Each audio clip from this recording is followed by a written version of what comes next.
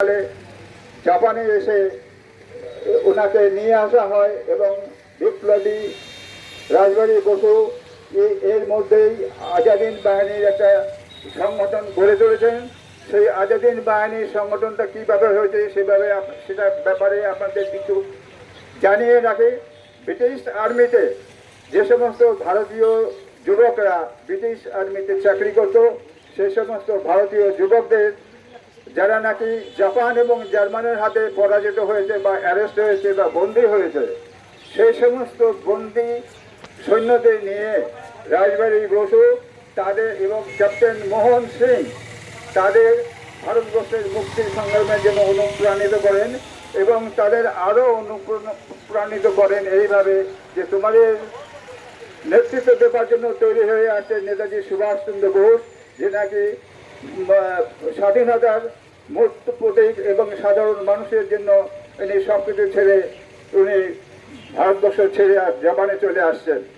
জাপানে আসার পর রাজবাড়ী বসু এবং ক্যাপ্টেন মোহন সিং তার হাতে আজাদিন বাহিনীর সমস্ত সৈন্যদের তুলে দেন। তখন যে সৈন্য সংখ্যা ছিল খুবই কম ছিল, মোটামুটি 20,000 বা 30,000 মতন হবে। যাই হোক, নেতাজি যে ভারতবর্ষ ত্যাগ করে জার্মান গিয়েছেন এবং জাপানে গিয়েছেন, উনি কিন্তু পকেটে তার 1 পয়সাও ছিল না। অনেক আজ কি খাবেন কাল কি খাবেন এরকম পরিস্থিতিও তার ছিল না। উনি যখন যেখানে গেছেন তখন সেখানে যে অবস্থায় ছিলেন সেই অবস্থায় উনি এই সমস্ত কাজকর্ম করে গেছেন। এবং তখন বিশ্বব্যাপী যে ত্রাস, জার্মানের হিটলারের সাথে তিনি যখন দেখা করেন তখন তিনি ওনার ব্যক্তিত্বে জার্মানের হিটলার ওনার ব্যক্তিত্বের কাছে মাথা নিচু করেন এবং ওনাকে সব রকম সাহায্যের আশ্বাস দেন। তারপরে জাপানে এসে আজাদিন বাহিনী নিয়ে উনি ইঙ্গো মার্কিন শক্তির বিরুদ্ধে যুদ্ধ ঘোষণা করেন এবং সেই যুদ্ধটা ঘোষণা করার 22 দিনের মধ্যে আজাদিন বাহিনী যখন সামনে ব্রিটিশ আর্মি এবং আমেরিকান আর্মির বিরুদ্ধে লড়াই করতে যাচ্ছেন, সামনে তাদের মিলিটারি কনভয়ের সামনে মাইক লাগানো থাকতো এবং সেখানে নেতাজির বক্তব্য রেকর্ড করা থাকতো উদ্দাত্ত কণ্ঠে। ব্রিটিশ বাহিনীতে থাকা ভারতীয় সৈন্যদের উনি আহ্বান জানিয়েছিলেন যে তোমরা ব্রিটিশ বাহিনী চাকরি ছেড়ে দিয়ে তোমরা ভারতীয় সেনাদের মধ্যে তোমরা জয়েন করো, ভারতের মুক্তি সংগ্রামে জয়েন করো, ভারতবর্ষকে স্বাধীন করার জন্য তোমরা আত্মোৎসর্গ করো। তার এই আবেগবহুল আবেদনে সমস্ত ব্রিটিশ বাহিনী থেকে ভারতীয় সেনারা দলে দলে আজাদিন বাহিনীতে যোগ দিতে শুরু করে। তখন এমন অবস্থা আছে প্রায় 40 থেকে 50,000 আজাদিন বাহিনীর সৈন্য তৈরি হয়ে যায়। সেই সৈন্য তখন ব্রিটিশ এবং আমেরিকার বিরুদ্ধে সশস্ত্র সংগ্রামে লিপ্ত হয়ে 22শে ফেব্রুয়ারি ওনার আন্দামান নিকোবর দ্বীপপুঞ্জ পর্যন্ত ব্রিটিশের সমস্ত বাহিনীকে দারুণভাবে পরাজিত করে এমনভাবে মেরেছে ভারতীয় সেনারা, আইনের সেনারা, সেটা কল্পনা করা যায় না। মুক্তিকামী মানুষ, স্বাধীনতাকামী নেতাজির নেতৃত্বে এবং নেতাজির তীক্ষ্ণ যুদ্ধ কৌশলের জোরে তারা একের পর এক ব্রিটিশ সমস্ত ঘাঁটি দখল করতে শুরু করলো এবং প্রথম দখল করে আন্দামান এবং নিকোবর দ্বীপপুঞ্জ। সেই আন্দামান এবং নিকোবর দ্বীপপুঞ্জ জয়েন করার পর সেখানে আজাদিন বাহিনীর জাতীয় পতাকা ওঠে এবং তার নাম দেওয়া হয় শহীদ এবং স্বরাজ দ্বীপ। এইভাবে বীরের গতিতে, বিদ্যুৎ গতিতে আজাদিন বাহিনী তার বিজয়ের দিয়ে এগিয়ে আসে ভারতবর্ষের দিকে। তখন ভারতবর্ষের ভিতরে সমস্ত কমিউনিকেশন সেন্টার, মানে তখনকার দিনে রেডিও ছাড়া কোনো রকম ব্যবস্থা ছিল না, সমস্ত রেডিও সেন্টার বন্ধ করে দেওয়া হয়েছিল যাতে ভারতবর্ষের ভিতরে জনগণ যাতে এই খবরটা বুঝতে না পারে। নেতাজি চেয়েছিলেন এর মধ্যেও নেতাজি তার বিভিন্ন বিপ্লবী সংগঠনের সমস্ত লোকদের পাঠিয়ে দিয়েছিলেন ভারতবর্ষের ভিতরে। আজাদিন বাহিনীকে সশস্ত্র সংগ্রাম করে বার্মা ফ্রন্ট দিয়ে ভারতবর্ষে ঢুকতে যাচ্ছে এই খবরটা সবার কাছে পৌঁছে দেওয়ার জন্য। তখন ভারতবর্ষের ভিতরে যে সমস্ত রাজনৈতিক দলগুলি ছিল, কেউ সেই নেতাজির ওই আহ্বানে বা আজাদিন ফৌজের এই আগমন বার্তা সাধারণ মানুষের কাছে পৌঁছে দেয় নাই। এই লড়াই করতে করতে 22শে ফেব্রুয়ারি রেঙ্গুনে নেতাজির আজাদিন বাহিনী এসে পৌঁছায়। রেঙ্গুনে বিশাল 40,000 বাহিনী যখন এসে পৌঁছায়, রেঙ্গুনের সাধারণ মানুষ ভারতবর্ষের ভিতরে নেতাজি যেই সমর্থনটা আশা করেছিলেন, কিন্তু ভারতবর্ষের ভিতর থেকে কোনো জনগণের কোনো সাহায্য তিনি পান নাই এই কুচক্রী রাজনৈতিক দলের নেতৃত্বের জন্য। কিন্তু প্রবাসী যে সমস্ত ভারতীয়রা ছিল, তারা বিপুল উৎসাহে রেঙ্গুনে ভারতীয় আজাদিন বাহিনীর সেনাদের এবং নেতাজিকে তারা বিপুলভাবে সমর্থন করেন এবং সম্বর্ধনা দেন। এবং রেঙ্গুনে নেতাজি বিভিন্ন সময় বিভিন্ন মিটিংয়ে যখন গিয়েছেন, সাধারণ মানুষের কাছে যখন পৌঁছেছেন, বিশাল 40,000 সৈন্য নিয়ে যে বাহিনী, যার কোনো তহবিল নেই, যার কোনো অর্থের কোনো ব্যবস্থা নেই, 40,000 লোকের কি খাবার দাবার হবে তার কোনো ব্যবস্থা নেই, তিনি সাধারণ মানুষের কাছে সাহায্যের জন্য হাত পাতলেন। রেঙ্গুনের যত প্রবাসী ভারতীয়রা ছিল, মানে যারা ধনী ছিল, তাদের সমস্ত বাড়ির গৃহিণীরা, মহিলারা তাদের সমস্ত সোনার অলংকার, সোনার যা কিছু আছে সমস্ত আজাদিন বাহিনীর তহবিলে দান করে দিয়ে গেছেন।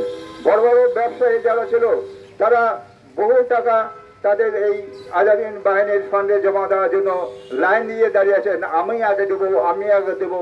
কেউ বলেছে যে আমি আমার সর্বস্ব দান করে দেব, কিন্তু তার বিনিময়ে আমাকে আজাদিন বাহিনীর একজন সৈন্য হিসাবে গ্রহণ করতে হবে। এইভাবে ওখানকার বিপুল উদ্দীপনা নেতাজি সমর্থন নেতাজি পাচ্ছেন। এমনকি একজন দরিদ্র মহিলা, যার নাকি একটি মাত্র গরু আছে, সেই গরুর দুধ বিক্রি করে তার সংসার চলে, সেই মহিলা এসে নেতাজির কাছে বললেন, নেতাজি আমি আমার এই গরুটা তোমাকে দান করবো, আমার তো কিছু নেই, এই গরুর যা দুধ হবে, এই গরুর দুধ আজাদিন বাহিনীর সেনারা খেয়ে তারা শক্তি অর্জন করবে এবং ভারতবর্ষে স্বাধীনতা আন্দোলনে এরা শক্তি পাবে। এমনও দেখা গেছে ভিখারি যারা দিনের শেষে ভিক্ষা করে 200, 400, 500 বা যা কিছু পেয়েছে, ভিক্ষার সম্পূর্ণ অর্থ নেতাজিকে এসে দান করেছে। সাধারণ মানুষ এবং মধ্যবিত্ত এবং উচ্চবিত্ত এবং মহিলারা তাদের সব কিছু বিসর্জয়, সব কিছু এসে আজাদিন বাহিনীর সেই বাহিনীকে দান করেছে। সেই যে বিশাল রত্ন, মানে অর্থ ভান্ডার এবং সোনা, সে সমস্ত আজাদিন বাহিনীর কোষাগারে জমা হয়েছে। এবং তখন আজাদিন বাহিনীর ব্যাংক খোলা হলো, এত টাকা কোথায় রাখা হবে, আজাদিন ব্যাংক হলো এবং সেখানে 1000 টাকা, 10,000 টাকা এবং 500 টাকার নোট ছাপা হলো। আজাদিন ব্যাংক হওয়ার পরে সেখানে আজাদিনের বিভিন্ন রকম অফিস খোলা হলো। মোটামুটি পূর্ণাঙ্গ একটা আজাদিন সরকার চলতে গেলে যা যা দরকার ছিল, তখন বিদেশে বসবাসকারী ভারতীয়দের কাছ থেকে উনি সব কিছু সাহায্য পেলেন। এরপর আজাদিন বাহিনীর সেনারা বিপুল উদ্যমে পরবর্তী যুদ্ধক্ষেত্রে অগ্রগতি করে এগিয়ে আসতেছিল এবং পরে মণিপুরে এসে যখন পৌঁছালো, তখন ব্রিটিশের এক গুপ্তচর নেতাজিকে হত্যা করতে আসলো। নেতাজিকে যখন হত্যা করতে আসলো, তখন ব্রিটিশ আজাদিন বাহিনীর সেনারা তাকে ধরে ফেললো। তা নেতাজি কিরকম ধরনের নেতা ছিলেন, কিরকম তার মহানুভব ছিলেন, তিনি ওই সামান্য একজন হত্যাকারীকে বললেন, তুমি ওকে আমার কাছে পাঠিয়ে দাও। তা প্রথমে যখন ও ধরা পড়েছিল, তখন তো আজাদিন বাহিনীর সেনারাও তো তাকে উত্তম মধ্যম কিছু দিয়েছে, তার নাক ফেটে গেছে, রক্ত পড়ছিল।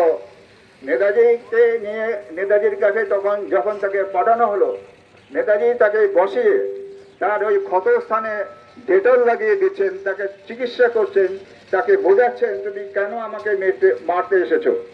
এবং সব কিছু শোনার পর সেই যে নাকি নেতাজিকে মারতে এসেছিল, নেতাজির পা ধরে ক্ষমা চেয়ে চোখের জল ফেলে বিদায় নিয়েছিল। এরকমই মহান হৃদয়ের একজন নেতা নেতাজি সুভাষচন্দ্র বসু। এই অবস্থার মধ্যেও যুদ্ধ করতে করতে নেতাজির আজাদিন বাহিনী চলে আসলো ময়রাঙে, মণিপুরের একটা প্রদেশে। ময়রাঙে এসে আজাদিন বাহিনীর পতাকা উত্তোলন করলো। আর কিছু দূর গেলেই সেখানে নেতাজি এক বিরাট আবেগপূর্ণ ভাষণ দিয়েছিল সৈন্যদের মধ্যে, বলে এখান থেকে দেখা যায় ওই নদীর উপরে আমাদের এই ভারতবর্ষ সোনালী সোনালী শস্য শ্যামলা দেশ। আর আমরা বহু কষ্ট করে না খেয়ে না দিয়ে আমরা যে লড়াই করে এসেছি, তার সম্পূর্ণ মুক্তির পথ হচ্ছে আমাদের সামনে। আর কয়েকদিন গেলেই আমরা আমাদের মাতৃভূমিতে পৌঁছে যাব। এরকম পরিস্থিতির মধ্যে উনি আজাদিন বাহিনীর সৈন্যদের উজ্জীবিত করে এগিয়ে যাচ্ছেন। তখনই ভাগ্যের নির্মম প্রয়াসে জাপান যুদ্ধে আত্মসমর্পণ করে বসল। জাপান আত্মসমর্পণ করাতে নেতাজির যে আজাদিন বাহিনীর যে পিছনের থেকে যে সমস্ত অস্ত্র, গোলা বারুদ, খাবার দাবার সব কিছু বন্ধ হয়ে গেল। এবং জাপান আত্মসমর্পণ করার পর নেতাজি তার মন্ত্রিসভায় সিদ্ধান্ত নিল যে এখন আমরা কি করব।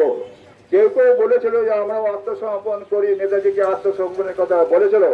নেতাজি বলেছে ব্রিটিশ সরকারের কাছে তোমাদের নেতাজি কোনোদিনই আত্মসমর্পণ করবে না। তখন সেখানে সিদ্ধান্ত হলো নেতাজি আত্মসমর্পণ করবে না, উনি গোপনে কোনো এক দেশে আশ্রয় নেবেন এবং নেতাজির সৈন্যবাহিনীকে যে দুভাগ করে এক ভাগ ভারতবর্ষে যেতে বললেন, আর পরের অংশটাকে বললেন রেখে দিলেন রিজার্ভ ফোর্স হিসাবে।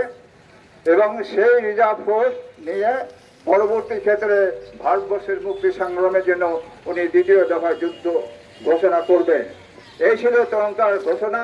1945 সনে 18ই আগস্ট নেতাজি বিমান দুর্ঘটনার নাটক করে উনি সোভিয়েত রাশিয়াতে মাঞ্চুরিয়াতে চলে যান এবং সেখানে সোভিয়েত রাশিয়াতে যান।